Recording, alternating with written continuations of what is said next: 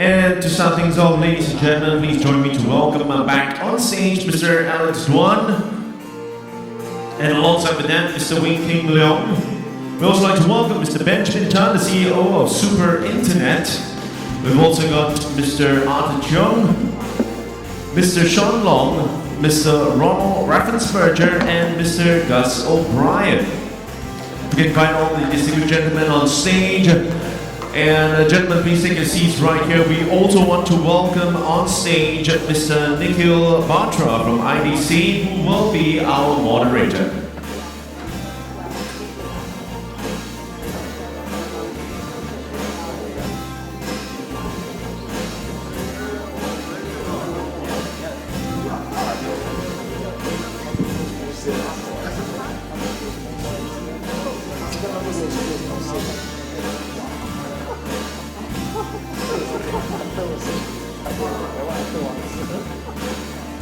And so at this juncture, I'm just going to hand the session over to Mr. Nikhil Batra, who will be moderating the session as we bring you the virtualization and software-defined technology leading the digital transformation.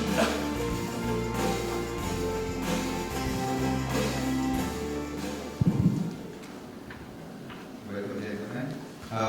I think we have had a good session this morning, a very engaging one, and I think we all agree that the current trend of digital transformation opens up a whole Pandora's box for service providers, and we have spoken about what are all of the opportunities for them.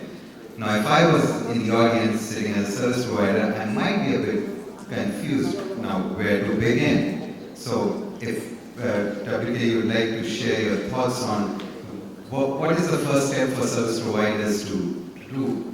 Well, where should they begin? As I said in my presentation, so the so-called data transformation, also the scope is big, is huge. But down to that, service provider, there's a lot of things they can do and they should do, both in terms of operation efficiency and also good service to the end user. So there are a lot of examples, like as I said, the horizontal consolidation, the vertical consolidation, and also making use of all those new technology. And Ron, what would be your view on this? You spoke a lot about the whole value of services that these service providers can provide. Now, what's the first step for them? Where do they start? How do they evaluate what to offer and how to go to market? So in many ways, I think it's a standard business challenge, right? What business do you want to be in? Which customers? So I think service providers need to look around at their available market and figure out what's not being served and what matches their skill set, their ability to generate capital for investments, et cetera, et cetera. And it's just like going into a new business. I think that the real difficulty is stepping back from the day-to-day. I mean, everybody here already has a business. You've already, you're doing things today. And the hard part is stepping back enough to be able to look over and say, okay, so what kinds of opportunities are there? Where can I establish a niche? What is unique about, the Malaysian market and what I can offer that's unique to them? What's unique about Singapore? Singapore is very, very different than Malaysia, and Hong Kong is different yet again. There's no universal rule, but I think that if you look at the areas of opportunity and you look at what's not being served, and talk to your existing customers, talk to potential new customers, and find that niche, and then make sure that your offering is structured in such a way that you can then expand outside of that. Don't get fixated on one particular offering and not have the flexibility in your implementation to be able to quickly change that. Right. So being flexible and knowing your market would be the top two things, right? Okay. And we have spoken about what to do, what should they do, but we haven't really spoken about what they shouldn't do. What are the biggest challenges? So I'd like to hear from Alex here. Alex, you partnered with, or you are in the WDM team. So what should service providers not do, or what should they be careful about? It's a very challenging question. From my point of view, I was because I'm in the Huawei R&D side. I was among all these discussions. I was thinking, what should service providers do? For me, service providers, they need to be real service providers. So you need to enable the services, enable the business success. So from my perspective, I'm keep considering, in these days I have some discussions with the service providers.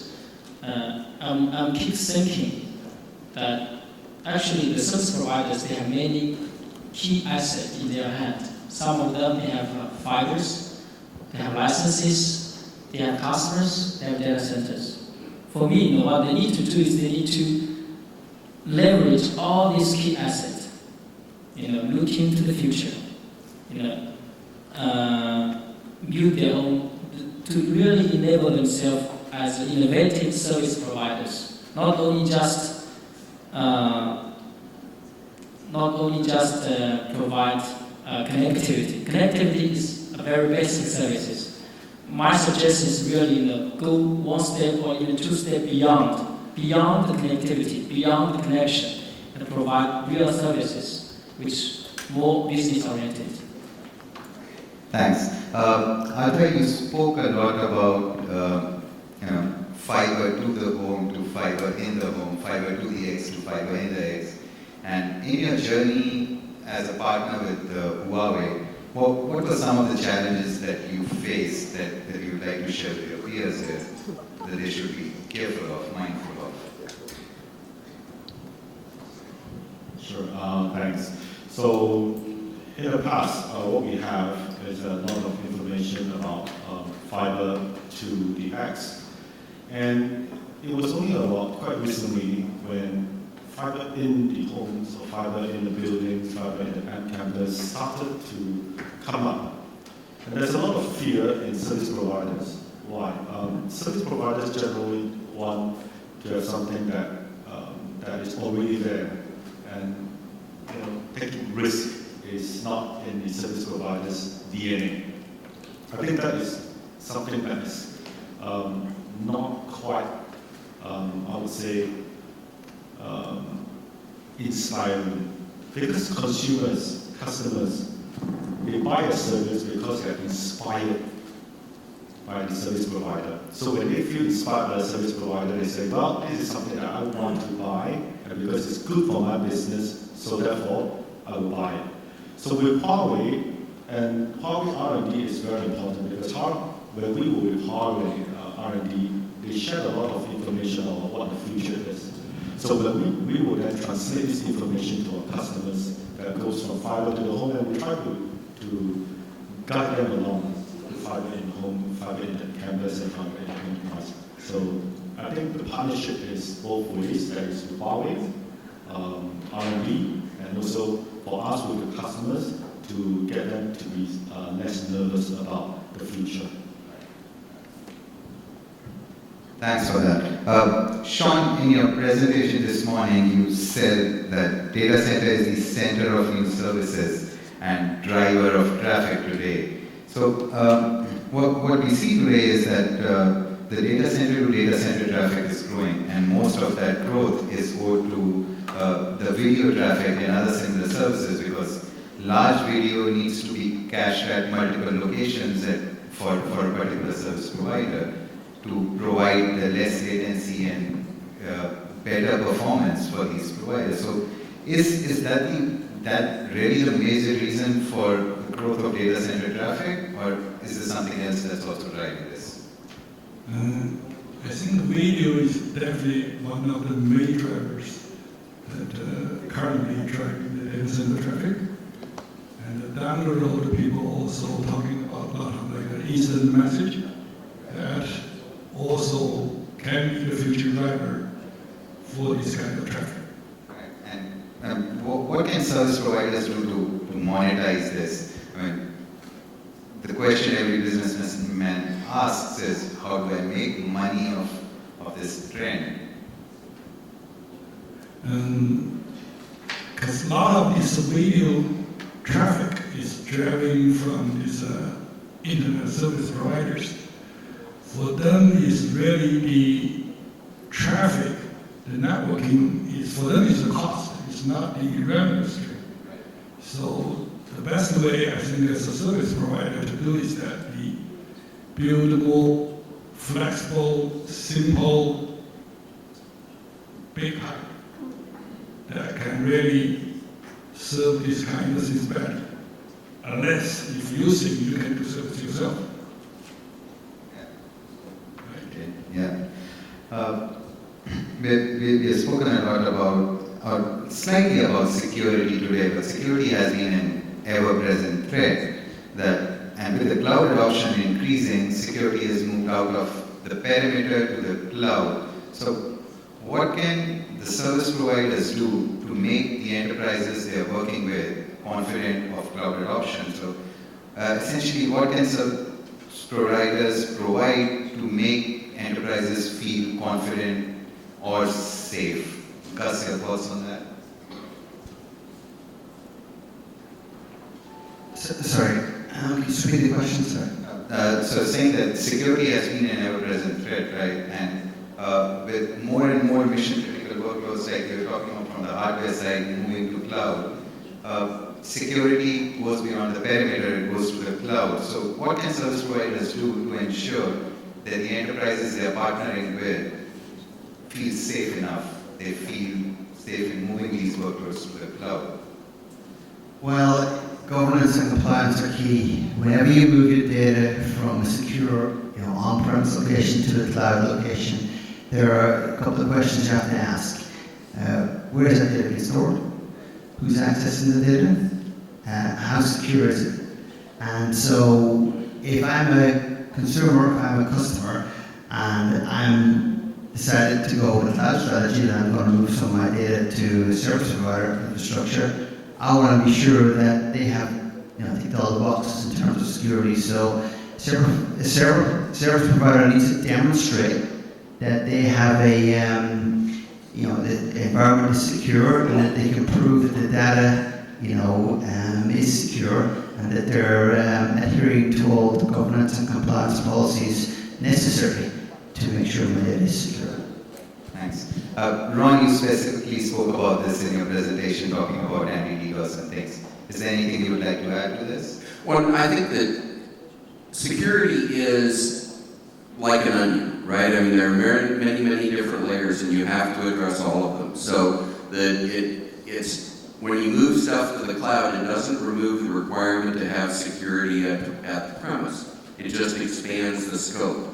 And it's not just about access security and that sort of thing, although that is critical. I mean, you need to make sure that you have control over the tokens that are used to authenticate users and this sort of thing. But you also need to make sure that your cloud service provider is current with, there's like a Cloud Security Alliance organization that Huawei is a part of that establishes standards and testing. But you also then have to look at, does that cloud offer the ability to encrypt your data in place? How are the controls so that it ensures that one virtual machine can't, get at the memory that has been assigned to another virtual machine, this sort of thing. So it's very much a layered problem. And this is, I think, one of the opportunities for local ISPs in competing against the global giants is by being able to offer these local assurances, being able to ensure that data is actually kept where they say it's going to be kept, and this sort of thing. I think this is actually a really interesting topic. So on one hand, people enterprise customers have concern about the security when they put it to the ISP for services. But on the other hand, we also start to see some customers they realize that the capability in terms of security protection is actually far behind the service providers. So at the end of the day, it's actually for the service provider, on one hand, they need to demonstrate in terms of security technique. It's actually not only anti-DOS, it's also talking about making use of big data to do against APT. So on one hand, is ISP need to demonstrate the capability to their enterprise customer. They're actually much better than what the customer can do themselves. On the other hand, I mean, it's a kind of trust. So how the ISP convince the customer they can be reliable. So we see the dynamic. I mean, the customers actually somehow difficult to choose, but they know. Take any DOS example. We do believe not that much enterprise customers are able to do anti-DOS themselves. Okay. And Benjamin, being in this space, providing and offering these services to end enterprises, do you see this as a concern? Does this come up in a lot of your conversations with the enterprises? Yes, it does, certainly. And actually going back a little bit on the earlier question is, my thoughts have always been, in terms of what an SP should do, it really centers around whether you're the V or N incumbent, dominant licensee, or whether you're a new challenger. Are you trying to launch new services that take out the existing services around there, or are you trying to protect your existing revenue from internal cannibalization? As long as you're a dominant licensee already making lots of money from your existing services, you'll always be caught up in some kind of dilemma over whether the new services are or are not going to cannibalize your existing services. For example, if you have, taking to an extreme, coming back to security per se, taking it to an extreme, if you can convince everybody that it's so secure to use a VPN over the internet, your local loop services might totally crash in terms of the take-up rates. Because you have, prior to that, been telling everybody that no, at least circuit is the most secure way of doing it. And then the security team launching a new product says that, no, well, we have the latest, greatest AES 384-bit, don't even talk about 256-bit, with 15,000 bit type of RSA keys. So it's even more secure than using a local loop. But what happens to your local loop network? So what you do really depends on your position in the market. And flipping it the other way around, for us as a smaller ISPs coming in on the market this way, we've always been advocating new services, new ways of doing things. And specifically to the security issue, I like the point about who do you trust? I'm sorry, I don't know what his name is. So I mentioned, do you trust the SP? I'd like to take that just a little step further, not to contradict that point, but take it a little bit further and say, to what extent do you need to trust the SP? If you have a customer who is really a security expert in and of themselves, they do not need to trust the SP in terms of the confidentiality aspect. You have to trust your SP, or rather you have to evaluate your SP in terms of the availability aspect of security. But in terms of the confidentiality aspect of security, all you need to do is ensure that your crypto is sound and in place and is really end-to-end at your end and not at the SP's end. You shouldn't have the SP or cloud service provider generating keys for you. You should have your own HSM. If you don't have your own HSM, even if they have all the policies in place, it is fundamentally flawed because you are trying to keep data away from somebody and that somebody is generating the certs for you. It's fundamentally screwed.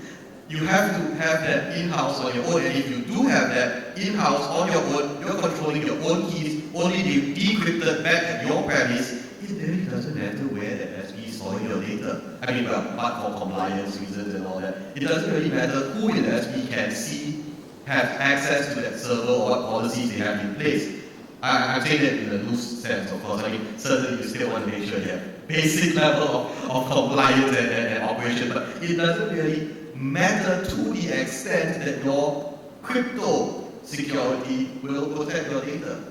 And that's how we've successfully convinced quite a few of our customers that you don't need to have to trust me and my procedures because you are holding your own crypto keys.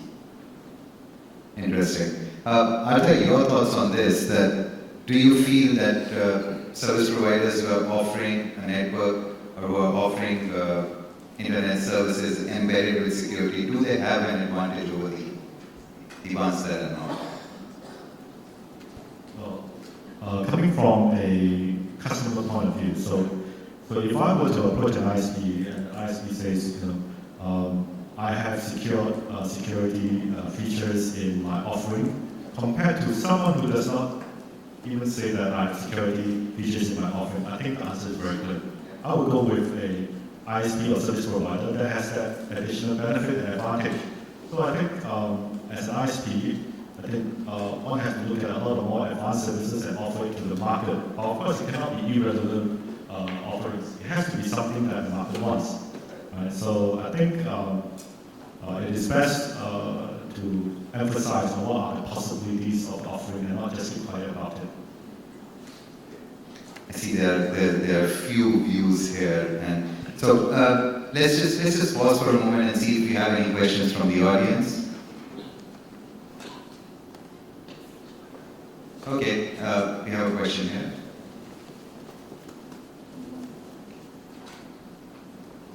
Hi, I'm Zafar from Executive Networks Media. You hear me? Now it's better. I'm Zafar from Executive Networks Media. My question is, we have been hearing a lot about IoT, industrial IoT, and IoT also in the consumer space. So how is that going to impact the service providers? I'm sorry, I don't think it was about IoT, consumer-based IoT, but I didn't hear the whole question. No, my question is the emergence of IoT in a big way. How is it going to impact the service providers, and what steps are they taking to sort of leverage on that as a futuristic service? Somebody mentioned that. So I think one of the challenges is connectivity. There are a lot of different activities that are going on related to how am I going to connect all of these millions of devices to wherever that information ought to go. And there's work that's always deeply involved in called narrowband IoT, which is the ability to more effectively use the wireless spectrum. There's in smart home and in the kinds of energy management kinds of things in general, you want to use a gateway because you don't want every individual, you don't want your thermostat and your refrigerator and your scale to all talk directly to the internet, right? Because most of their communication is to each other, and so you need a gateway. So for the service providers, I think that the opportunities are dependent, and it depends on which kind of a service provider you are, but it could be connectivity. It could be storage of the information. One of the things that the Internet of Things has a clear impact on is that it's going to generate huge amounts of information, and there are opportunities to be able to pass that information, store that information, and process that information. And there's a lot of opportunity to be able to add value-added services based on the information. So as an example, maybe the Internet of Things is about sensors that are in cars, and as a service provider, you can store all of that information, and maybe you can provide services like anonymized information about wait times that are based on the sensor data. So there's lots of I think it offers huge opportunities. You just have to decide, where is the area that you want to focus on, and how much value do you want to add. You look at put this way, you look at from technology standpoint, just from connectivity standpoint, so with the wide open new technology that allow you to connect more type of devices.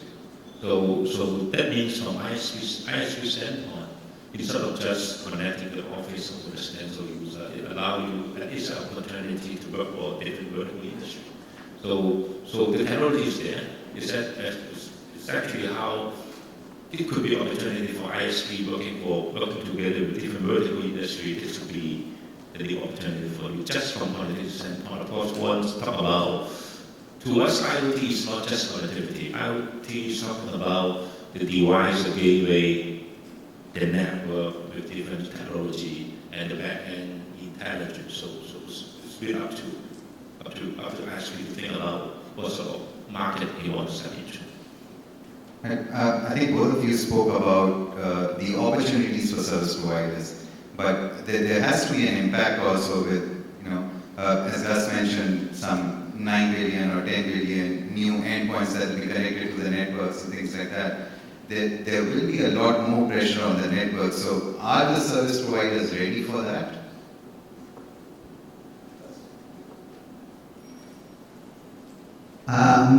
Probably short answer is no, because we don't know what we don't know. I spoke about IoT and the pervasiveness of IoT, and how Gartner, for example, says it's going to be 20 billion devices in 4 years' time. That's just around the corner. It could be twice as many as that. All those devices are generating traffic. Couple that with 5G, and now you've got a lot of data being generated. Our service providers equipped right now. That's not a long way away. Probably not. Couple that with security. How do you secure every device? Because as Ron says, you don't have your refrigerator connected to your, high secure data network. But guess what? That's what's going to happen unless people plan for it, and there's not a lot of time to plan for it. So there's a lot of unknown variables, and I think we're sort of making it up as we go along, because it's evolving so quickly that we simply don't know what we don't know yet. We have an idea. But when you couple all these new technologies together with high-speed access, etc., I think we're going to see a lot of people, struggling to keep ahead, so to speak. Benjamin? I think I get that just a little bit. And here's where I go out on a limb a little bit, because somebody else might have the last laugh on this, but I would go out on a limb to say that IoT is very interesting, but there's something that it is not. And that thing is a bandwidth hogger. It is not a bandwidth hogger. Based on all the extrapolations that I've done and I've seen others do, there's no doubt there will be a proliferation of the number of devices giving you data and all. But it's all very, very small data. And even in the aggregate, it's easy to drop some axiomatic expression, like little drops of water make the ocean kind of thing, but that's a hell of a lot of little drops of water. And based on all the extrapolations, even if you have your fridge, your light bulb, each individual light bulb talking to each other in your home, the aggregate amount of traffic increasing is still nothing. It's hardly anything at all. You will need greater management in terms of IP addressing. By all indications, you will have to be IPv6, because even for V4, even use private IP, you're going to be screwed on that one. But with V6, that settles it. And yes, you need to some other things to manage it and all that. That's for sure. But I just wanted to point out that it's not bandwidth that's going to be the thing that's ready or not ready, because IoT uses hardly any bandwidth. I completely agree with you. It's mostly the number of elements on the network. Actually, not only that, you look at IoT, of course, probably per device standpoint, it may not be that much data generated per device, but all that together will be much, point number one. Point number two, we also need to think about the latency requirement. IoT may come up, there may be some sort of application coming from the IoT requirement. The latency requirement is much more high demanding than the existing application. For example, Google Car. The latency will be very critical. So that means it's very, very critical. So how to come up with the network, different network technology, handling not only the address issue, not only the bandwidth issue, but also the latency issue, QoS issue is actually a very challenging question for the industry to react to. So IoT is the number of connection per second is all actually related to overall networking infrastructure. It's not just bandwidth. I just want to add one point here. I'll add some comments to the point. I think everyone has a great point towards it. So let me just give an example. So Activize, we are not just a solutions distributor, we are also a service provider in some sense, a very different way of providing service. So we have super automatic coffee machines that is an Internet of Things coffee machine because it has internet connectivity and it provides information talking to each other and so forth. So as a service provider, we don't go out to sell connectivity. So we actually go out to cafes to sell coffee machines. And we share with them that, hey, you know what, this is the Internet of Things and it will help you make things better, productivity, because we don't know how much coffee beans are being consumed and so forth and so forth. Now this inspires them to think, wait a minute, what other things can I use in my cafe? And then they begin to put a lot of technology stuff because they feel that their customers may want it. And in that sense, as a service provider, when I go out to tell people that, hey, you know what, Internet of Things actually makes your business better, and your customers will actually be able to be served at a far better rate than any of the other customers. And actually that impacts me as a service provider because now I'm able to sell more connectivity solutions because I can convince them that, hey, actually it's not just a coffee machine, there are many other things in your network that requires connectivity. And instead of just buying 10 megabits, you can get 100 megabits, you can get 1 gig. So that is another way of selling. So Internet of Things, I agree, technically, it may not consume a lot of bandwidth, but hell, it is a great way to get a lot more appliances on the internet. And one more point to that, it may not consume very much bandwidth based on the application today, but nobody knows whether solutions are there, whether there will be new application on top of it. If people based on existing experience, they will not be enjoyed from today because when I would come up from school, the OS is 64K. So that's the point, okay? Yes, exactly. I want to add some comments. First, talking about the bandwidth, my experience, and also I think all of you will agree that never underestimate the bandwidth requirement in the future.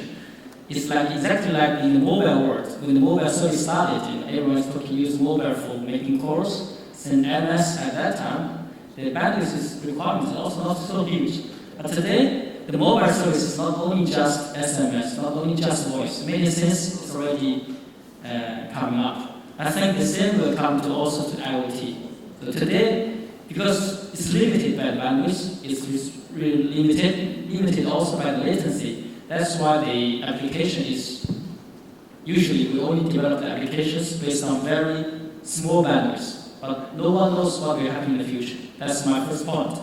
My second point, that because when we enter to IoT, I really suggest all the service providers, you need to think about not only the technology point of view, but also think about the ecosystem. If you have time, I really suggest you to visit our booth in the first floor. There's a dedicated panel for IoT demonstration, and you will see that it's not only Huawei. All the other industry players will integrate themselves as ecosystem, because IoT, you never know in which scenarios, which applications, which industry they are going to benefit. They are going to start with. It may start with coffee, may start with agriculture, may start with smart parking. Many things may happen, right? So as a service provider, my personal suggestion is you need to think about your ecosystem building. You need to open yourself. So that's my comment. Hello. Hi. Yeah, please. Sorry. Walt Garvin from One End. I'm going to take this discussion a little bit to the engineering side. Number one, Doctor, latency is everything for the future, not the size of bandwidth, because we're dealing with a totally different element. When we talk about Internet of Things, a couple of things that we just draw on. Singapore is going to have the biggest Internet of Things application rollout soon. We'll all hate it, especially the car drivers, because we're going to have electronic pricing across the whole island. And that is the first practical Internet of Things. Now, two elements I want to remind everyone. The things change. We talk about Internet of Things without understanding the end device. Most of us keep thinking about our handphone, our PC, our laptop. That's not the Internet of Thing. That's the current Internet. The Internet of Thing comes with a thing called FPGAs. As a young engineer, FPGA is something that no one talks about. But FPGAs are going to enable all your coffee machine and all these things to talk to one another. The ERP program that is being launched is made possible because they're going to miniaturize the little item we have in our car into an FPGA chipset that puts into the car. Now, the issue now is that you're now having millions of computers talking to another millions of servers in data center, and that's why latency is key and not actually the total traffic.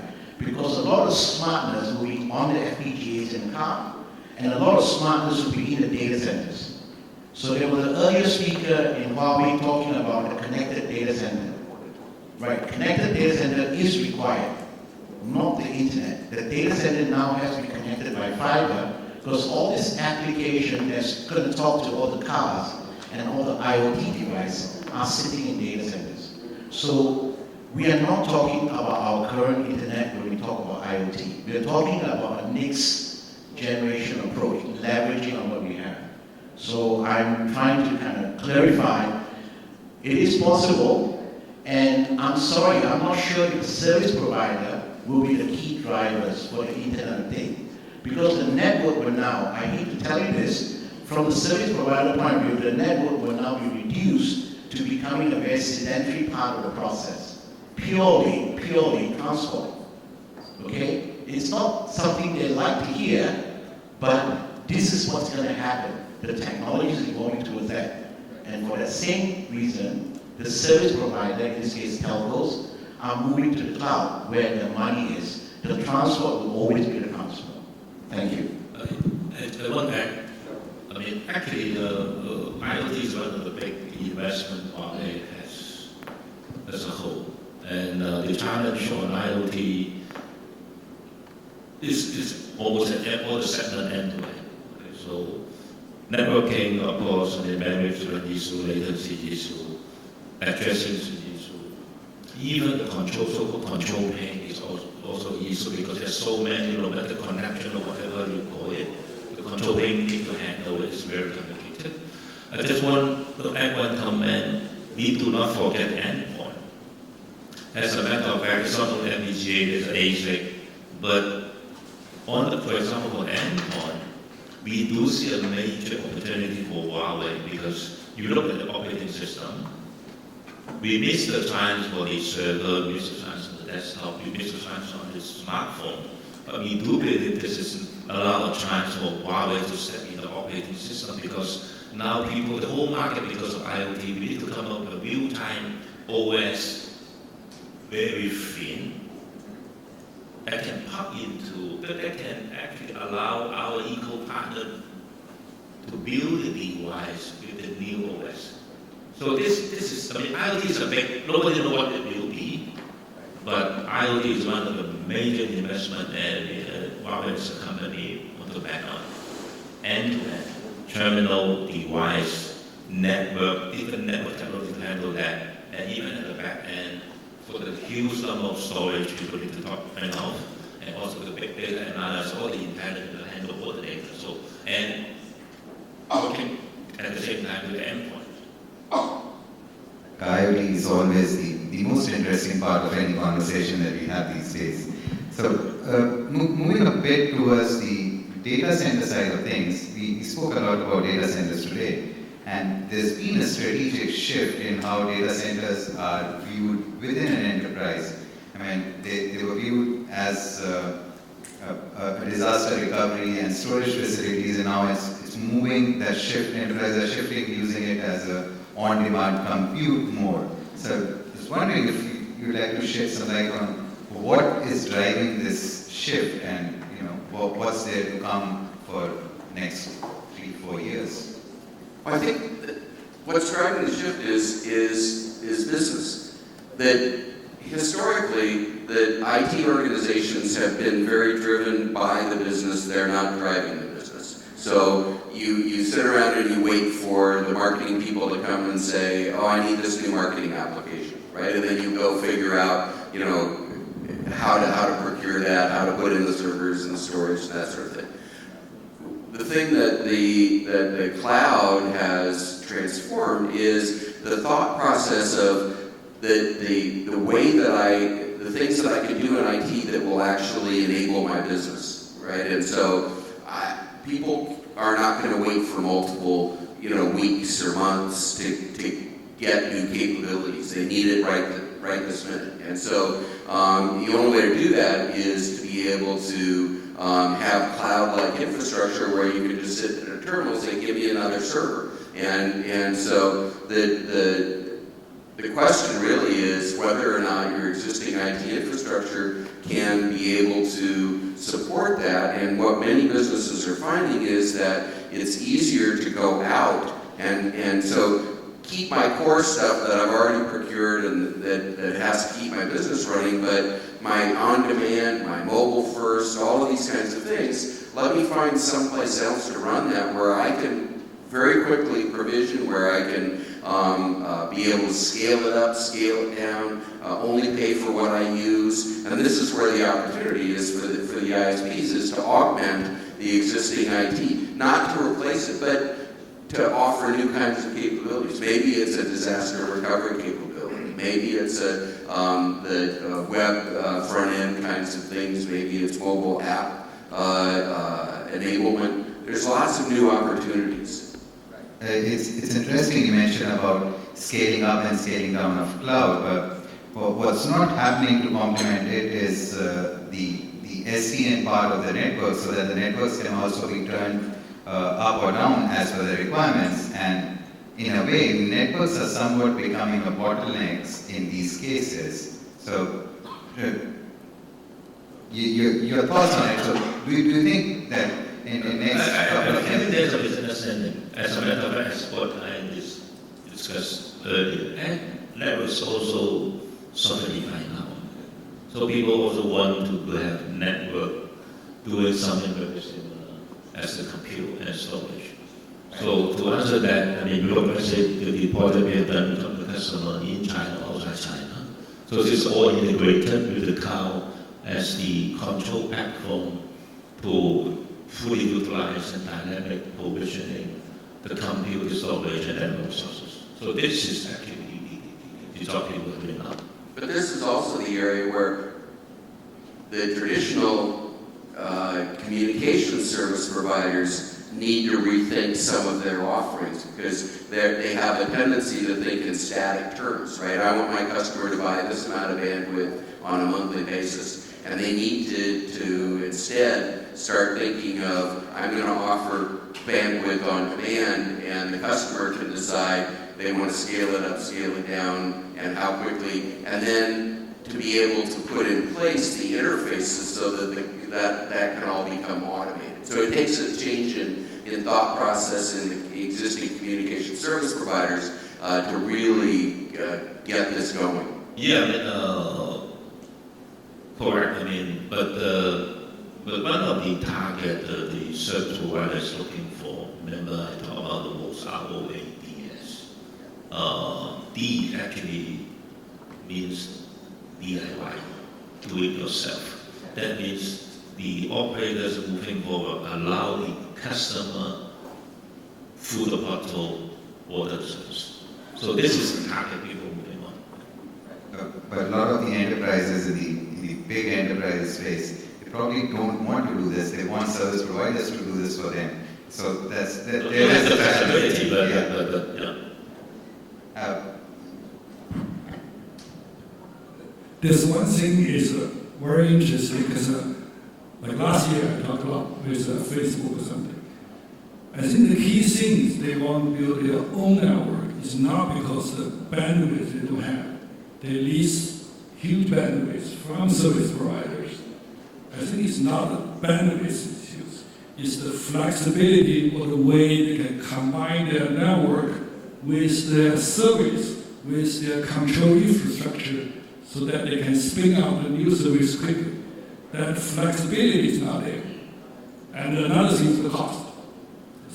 The equipment they use from the service provider is more like a multi-service platform. So the cost and flexibility, I think, are the key things that they're looking for to have the bandwidth. I think like optical pipe, you can think it's like inside the computer is a bus. It will impact their performance. In another way, it's impact them to deliver new service. That's for them is the money, right? The network for them is the cost. But the way they can build is to use the infrastructure to carry the service, that's the money. So that's I would think the key thing. Before closing, I would like to see if there are any other comments, questions from the audience. Well, thanks a lot, everybody. It was a very good discussion. It was a very fruitful day. Big opportunity for service providers going forward, and it's an exciting space to watch. Thank you. How about that, ladies and gentlemen? How about getting a big round of applause for all of our speakers? We can gather them on stage just for another photo-taking opportunity. And of course, ladies and gentlemen, on behalf of Huawei, once again, we say a very big thank you for one and all for taking time to be joining us right here to be finding out more, empowering your infrastructure, and enriching your services. It's about leading the new ICT.